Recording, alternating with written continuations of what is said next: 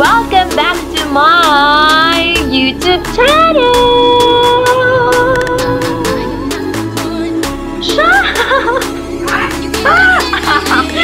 Ang laman po yan, ang bilis na naman ni ma'am. Rapper po ako talaga. Charot. Pero, ano mang bigkas dito? Ang pangarap nila para sa akin ay maging Miss Universe ako at ang pangarap ko para sa sarili ko ay isang charot. And also, Enchanted Kingdom. Yeah. Oh my God! Touch ko, lagi ako nasasaktan. Naiyak ako. Ito yung third vlog natin ay tungkol sa aking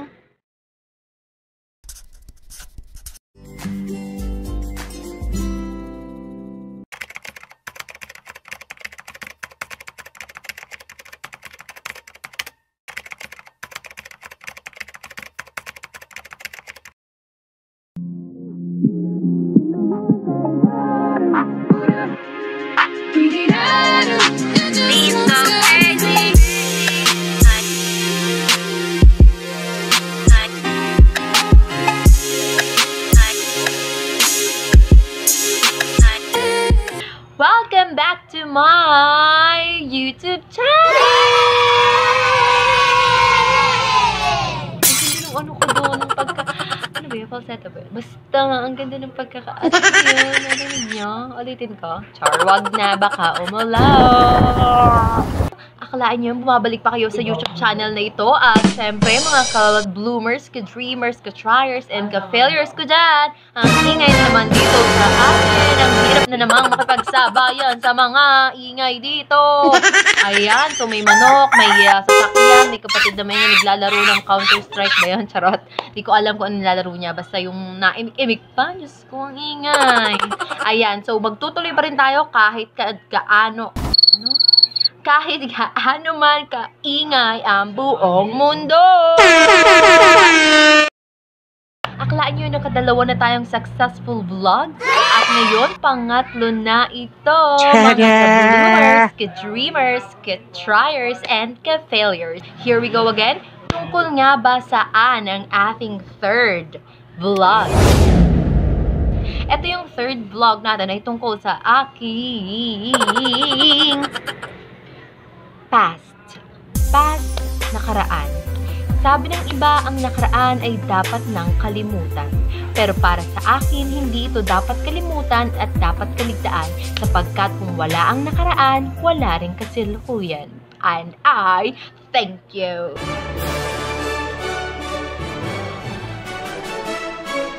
Totoo yun. Hindi mo kailangan kalimutan yung past mo dahil masakit ito, dahil ayaw mo maalala to kasi ang daming bad memories tungkol sa nakaraan mo. Yung mga bad memories na yun, yung mga pinagdaanan mo na masasakit, na akala mo hindi mo na madadaanan,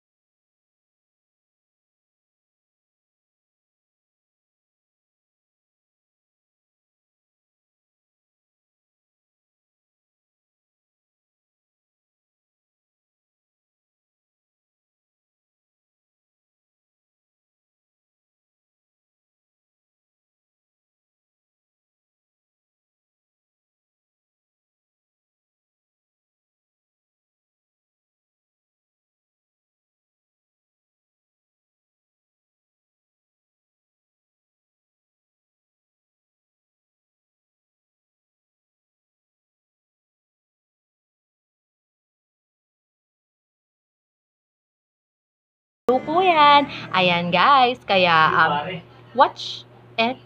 Kita mo ako pare. Tada! Ayan, may liwanag na ang ating buhay dahil meron ng ilaw. Ayan. So, kanina kasi wala pa akong ilaw. Isa lang ilaw ko, yung Mirror Emerald. Ayun. So, ayan. Nadagdagan ng ating ilaw at nagkakakita na tayo mga ka-bloomers. Ayan. So, ano itong aking hawak?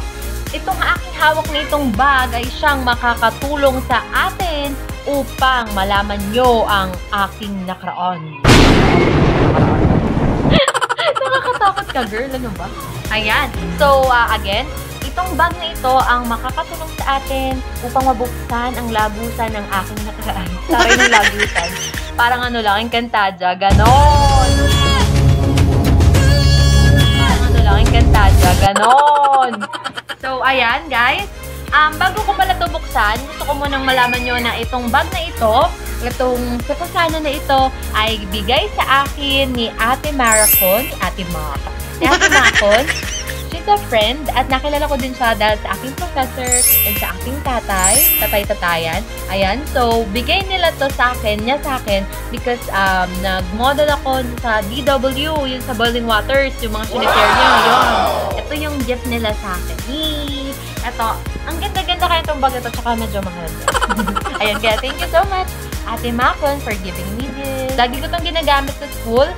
At ang laman nito ngayon ay hindi gamit sa school, kundi mga gamit mula sa aking nakaraan nga.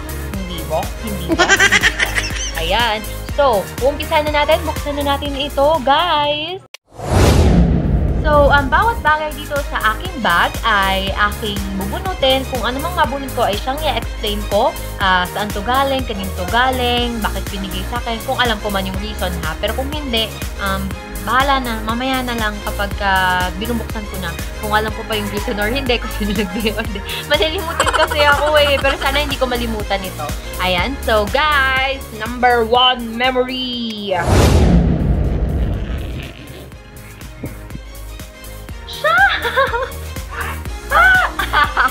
Grabe naman! Ayan ang aking unang memory. Ayan ang aking class picture nung ako ay kindergarten sa Terry's. Oo, sa daycare sa Terry's to. Naku, isusum ko na lang. Ito ako, ito. Nakabag ni ate mo girl. Ayan. Ayan, napaka-sopaw ko naman dito. Tsura ko, naka-headband pa ako, tapos may bangs. Ano ba yan? Ayan, so syempre memorable to sa akin kasi kindergarten ako dito. Tapos dito nagsimula ang ating mga pangarap. Syempre, nung kindergarten ako, achiever na rin naman. Ano ako dito? Achiever, hindi ko natanda kung pang ilan ako. Basta meron din ako ditong honor. So, akala mo naman makalino. Ayan, so ang aking teacher dito ay si Ma'am Nita. Wow, tanda ko pa sa kindergarten pa ako dito. Pero hanggang ngayon, tanda ko pa yung teacher ko. Ayan, mabait yan si Ma'am Nita. Hindi yan nagagalit sa amin kahit napakakulit naming lahat. Wow. Sana ako din, pag naging teacher ako, hindi ako magagalitin katulad ni Ma'am Nita. Ayan, so, ayan ang first memory ko talaga itong kindergarten ako. Natutuwa ko kasi na-save pa nila itong picture ko na ito. Ayan, so yan, kindergarten ako dito. Tapos, ayoko pumasok. Alam nyo ba guys, nung bata pa ako, as in yung bata pa ako, grade 1, basta nung grade school ako, tsaka nung kinder ako, ayokong pumasok sa school, tamad ako. Lagi pa akong pinipilit sa amin na pumasok sa school, tapos atin sundo pa ako. Ganun ako kapabigat ng bata ako. Tapos yung nito naman, nag-college na ako, nag-high school na ako, sobra namang gusto ko na sa school, ayoko nang umuwi. Charos. Parang lagi na lang ako nasa school, ayoko na umuwi sa bahay. At ang atin namang second memory ay... Ano to? Pepero? O ano mang bigkas dito? Oh my God. Ayan, mahilig po talaga ako na mag-save ng mga ganito, ng mga... Diba, binigyan niyo ako ng chocolate. Yung mga balat nun, nasa akin pa yun. Lalanggamin na yun sa drawer ko. Ganun po ako ka-sentiment. Diba, heart eh. Ayan.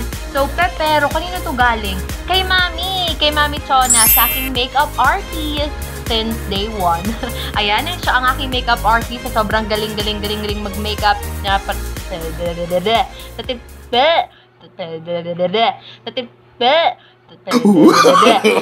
No. Ano ba? Sina-transform na yung mukha ko into someone beautiful and smart yung look, diba? Ayan. So, pepero. Siya ang nagbigay sa akin nito, kaya itinago ko. Tsaka marami pa akong iba na mga balat-balat, pero ewan ko kung bakit itong pinili ni Denise. Dahil siguro gusto nitong kainin. Ayan. So, yung balat ng pepero ay galing sa akin makeup artist na sobrang galing, na mahal ko, na lagi nakasupport sa akin. The next one is gutay-gutay na notebook. Pero, napaka-memorable din itong isang ito sa akin. At bakit? Dahil, babasahin ko sa inyo. Dear Daisy, happy 18th birthday.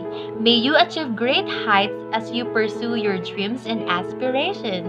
Love, Mamu Chris. Ayan. Galing ito kay Mamu. At syempre, tingnan nyo ha, meron niyang may pakeme yan si Mamu eh. Sabi niya sa akin, we will fill this notebook with practice answers until you become Miss Universe. Ayan, ganun kataas yung pangarap nila para sa akin.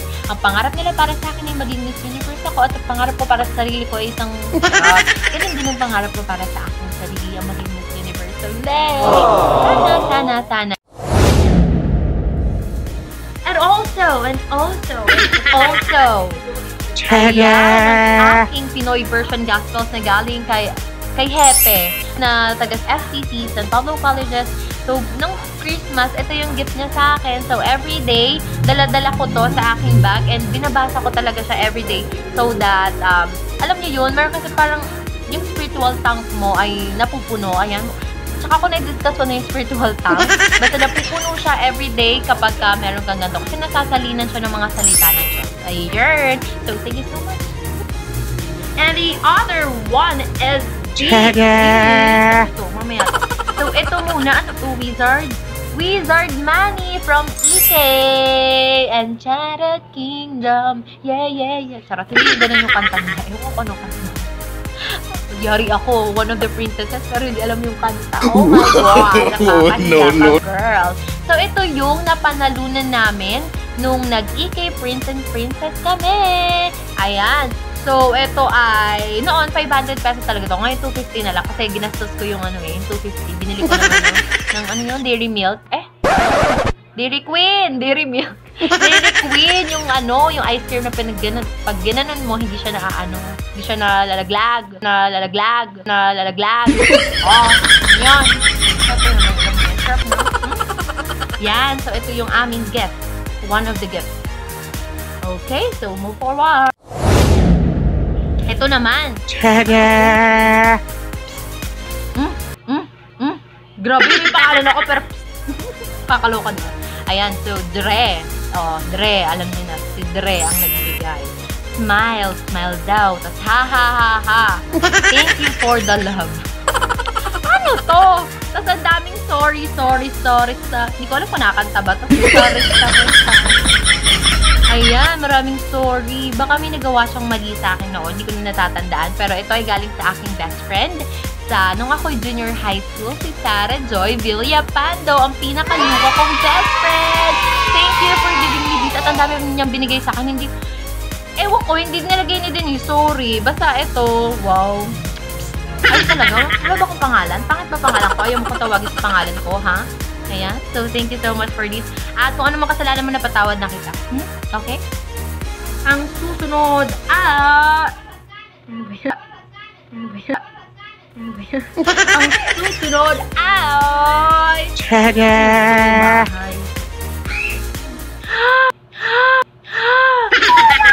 God! Sino siya? That's my mama. Ano ba kami? Ay, yung nanay ko talagang totoo. Char! Hindi. Siya si Mama Dolzulwerang. Okay, super duper. Sobra ko siyang gustong-gusto talaga. Yung love na love. As in, since day one. Charot. Since 2012 pa na po ako nito. Ewan ko nagbigay sa akin ito. Yung mga klase ko kasi, mahilig sila magpunit ng mga ganito. Tapos ibinibigay sa akin kapag may Don Silveto. Hoy, ito gift ko sa'yo. Wow! Tapos ako naman, alam mo yung okay na, sobrang appreciate mo yung mga ganitong gift. Ayoko pa mga material talaga na bagay na yung mamahalin. Gusto ko yung mga ganito. Yan. Kahit mga mukha ni Mama na ganyan. namang hindi matutuwa. Nakakatuwa. Pinikilig ako. Hindi ako makamove on. Shock! Ay, move on na nga.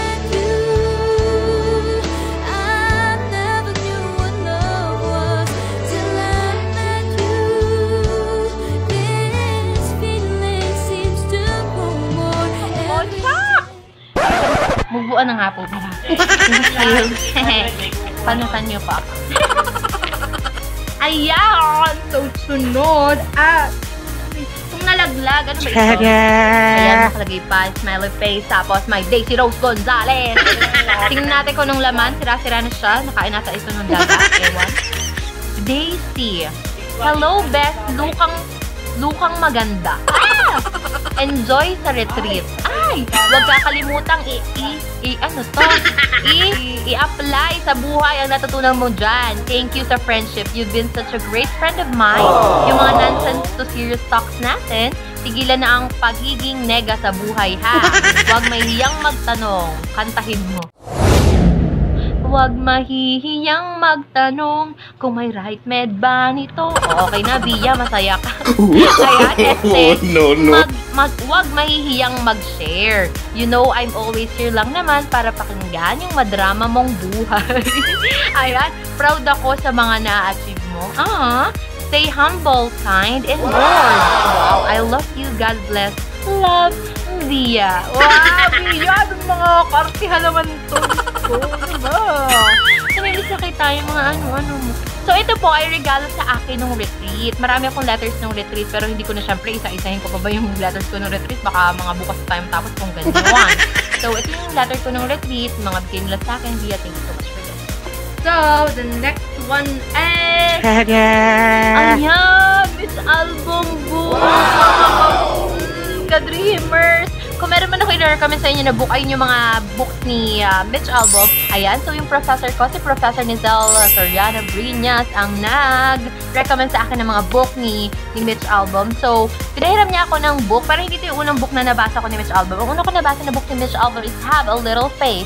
So, natutunan ko doon ang pinaka na natutunan ko doon at tatandaan ko ay, kuya, magawa kasi ito nga. Ang natandaan ko talaga doon at yung mga butas ng ating mga bubong daw. So, inihalin tulad dito sa mga problema. Doon sa hole na yun or doon sa butas na yun, pumapasok yung mga problema sa buhay natin. So, kaya hindi tayo nawawala ng problema. Kahit anong gawin natin tayo mawawalan problema dahil may mga butas tayo. May mga butas nga, mga bubong natin kung saan dumaraan yung ating mga problema. Pero ating tatandaan na ang bawat problema ay may solusyon basta meron kang pagtitiwala sa Panginoon. So, ayun guys, ayun ang laman ng Have a Little Faith. Kaya nga, doon pa lang sa title, Have a Little Faith. Magkaroon ka ng tiwala kahit kaunti lang. Okay! So, Mitch Albom, I love you sa mga ano ko po, mag-birthday na po ako. Regalahan po ako ng mga Mitch Albom. Kakay po ako dahil. Charot! Ayan, mga ka-vlogger, ang sunod ay... Ano to? Namili. Tada! Diba? Sino yung sa inyo yung mga ganyan? Yung mga yung mga nagsasave ng mga tissue. Ganyan ako talagang tao. Char. Hindi, napaka-arte ko. Ang sentimental ko. Ayan, so ito ay sinulatan ko noong... Ano ba yung 1, 2, 3? January, February. March 10, 2016. Binilang talaga. March 10, 2016.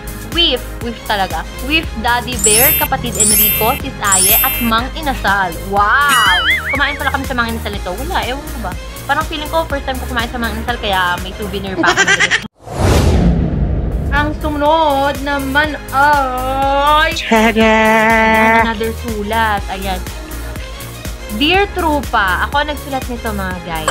Trupa, tingnan natin kung gaano ako kaano. Ayan, ito. Trupa, sorry na. Alam ko, palagi ko kayong iniiwan para sa kanya. Sino to? At salamat dahil kahit ganun ako, hindi kayo nagdadalawang isip na tanggapin ako. Alam ko, miss nyo na rin yung dating tayo. Kain dito, kain doon, picture dito, picture doon. Trupa, gusto ko lang malaman nyo na walang tatalo sa pagpapasaya nyo lagi sa akin. Naalala ko yung mga birthdays ko na nagdaan, sama-sama lagi tayo at palagi nyo tong ginagawang espesyal. Trupa, sana wag kayo magbago kahit mga professionals na tayo, ha? Mga dreams natin, matutupad yon. Tiwala lang, salamat talaga. I love you most. Trupa, kayo lang talaga. Lubos na nagmamahal, Ate Daisy.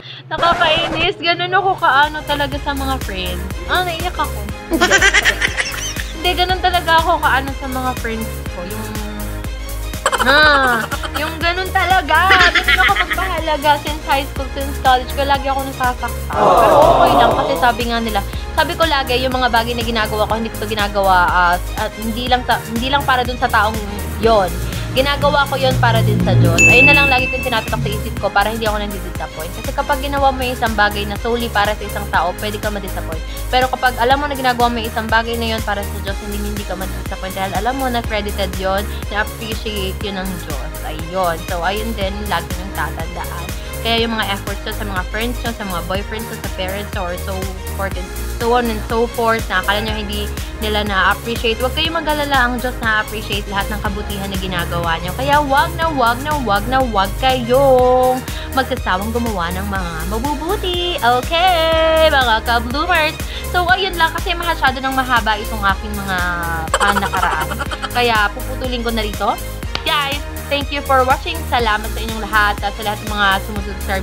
Sa lahat ng mga nag-subscribe, sa lahat ng mga nanonood, at sa lahat ng tumututok pa sa ating vlog, sa ating YouTube channel. Thank you very much sa inyong lahat. Hindi ko na kayo may isa-isa. Mahal na mahal ko kayo. Thank you so much sa suporta, sa tiwala, at sa pagmamahal ninyong lahat. I love you, I love you, I love you, I love you. God bless you. Alam ko ang Diyos ay nakatutok sa inyong mga buhay. Kaya huwag kayong mag-alala. May pag-asa, may pag-asa, may pag-asa ang ating bawat pangarap, mga ka-dreamers, ka-triers, and ka-failures. I love you all. Mwah! Bye! So, mga ka-bloomers, ka-dreamers, ka-triers, and ka-failures, ang lesson for today ay huwag nating kalimutan ang ating mga nakaraan sapagkat ito ay nagbibigay sa atin ng kasiyahan o ng kalungkutan sa kasalukuyan. At of course, nagbibigay din ng lesson na lagi nating dapat tandaan at huwag kakalimutan sapagkat ito lamang din ang ating matatapakan like stepping stone sa ating mga pangarap. Itong mga nakaraan na ito, itong mga naranasan natin ng mga bad, mga good, and so forth and so on. Ito ang ating magiging tulay sa kasalukuyan at sa hinaharap nating mga tagumpay. Kaya mga ka-bloomers, ka-dreamers, ka-triers, ka-failures, huwag na magsusuko sa ating mga pangarap sapagkat bukas ay darating din ang liwanag. I love you all.